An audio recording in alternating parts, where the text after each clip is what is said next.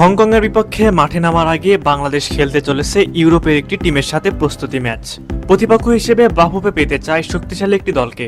Bangladesh football দলের সামনে প্রস্তুতি ম্যাচ খেলার কথা রয়েছে নেপালের বিপক্ষে। তবে সেই ম্যাচের পাশাপাশি বাফুফে চেষ্টা করছে ইউরোপের কোনো একটা টিমের সাথে ম্যাচ আয়োজন করা যায় কিনা।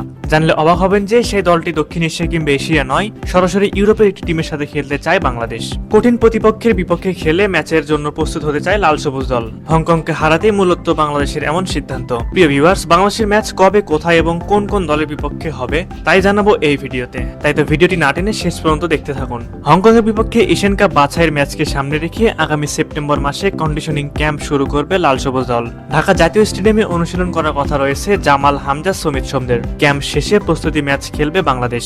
প্রতিপক্ষ হিসেবে বাফুফে চাইছে ইউরোপের কোন একটি বড় টিমকে।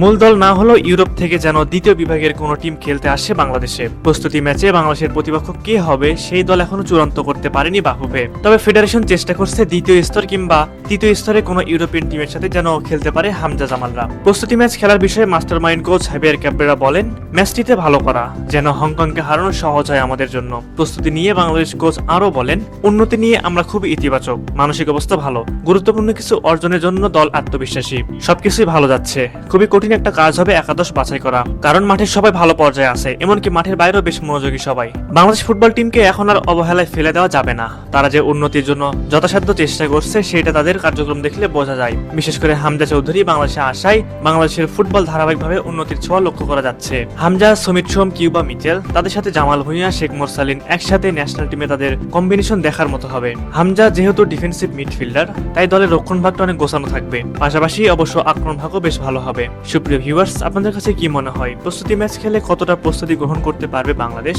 হংকংয়ের বিপক্ষে ঘরের মাঠে হারাতে পারবে কি হামজা, জামালরা? অবশ্যই সে বিষয়ে আপনাদের মূল্যবান মতামত আমাদের কমেন্ট করে জানাতে ভুলবেন না।